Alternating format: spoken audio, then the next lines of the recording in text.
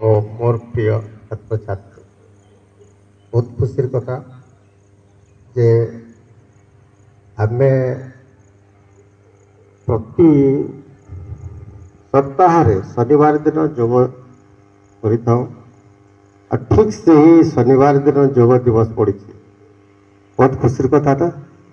ତାହେଲେ ଆମର ଯେଉଁ ଅନୁଷ୍ଠାନର ଉଦ୍ଦେଶ୍ୟ ଅଛି, ସେଇ ଯୋଗ କ'ଣ ଆମେ ଆଜି ଟିକେ ଆଲୋଚନା କରିବା। ନିଶ୍ଚିତ ଭାବରେ ଯୋଗର ଗୁରୁତ୍ୱ କେତେ ଅଛି। ତାହେଲେ ଯୋଗଟା ପିଲାମାନେ କେଉଁଠାରୁ ସୃଷ୍ଟି ହେଇଛି ପୃଥିବୀରେ? ଅନ୍ୟ ଦେଶରେ ନା ଭାରତରେ? ତମେ ଜାଣି ଖୁସି ହେବ, ଯୋଗଟା ଇଣ୍ଟରନ୍ୟାସନାଲାଇଜ୍ କରିବା ପାଇଁ ଭାରତ ପ୍ରମୁଖ ଭୂମିକା ଗ୍ରହଣ କରିଛି। ଆଉ ସେଥିରେ ତମେ ଜାଣି ଆଉ ଖୁସି ହେବ, ବର୍ତ୍ତମାନର ପ୍ରଧାନମନ୍ତ୍ରୀ କିଏ? ମାନ୍ୟବର ନରେନ୍ଦ୍ର ମୋଦି। ସମସ୍ତେ ଜାଣିଛୁ, ମୋଦି କହିଲେ ସିଧାସଳଖ ବୁଝିଯାଏ, ଦୀର୍ଘ ଦିନ ହେଲା ସେ ପ୍ରଧାନମନ୍ତ୍ରୀ ହୋଇଛନ୍ତି। ତାହେଲେ ସେ ଚେଷ୍ଟାରେ, ତାଙ୍କର ପ୍ରଚେଷ୍ଟାରେ ଇଣ୍ଟରନ୍ୟାସନାଲ ଫୋରମ ଅଛି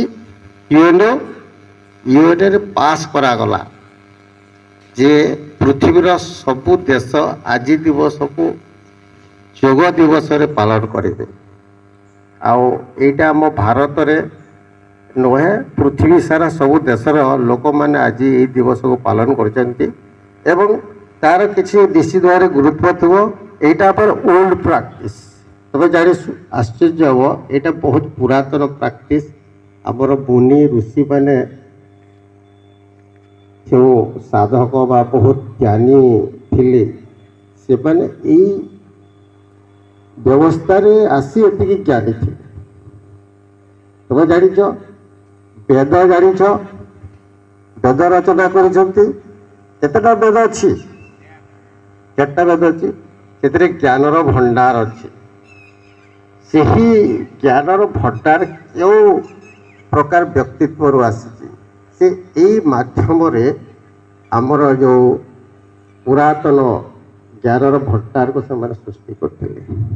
ଏବେ ମଧ୍ୟ ଜ୍ଞାନୀ ବାହାରୁଛନ୍ତି, କିନ୍ତୁ ଆମେ ଆହୁରି ଅଧିକ ଜ୍ଞାନୀ ହୋଇପାରିବା ଯଦି ଏଇ ସୁସ୍ଥ ମାନସିକ ଶାରୀରିକ ବ୍ୟବସ୍ଥାରେ ରହିବା।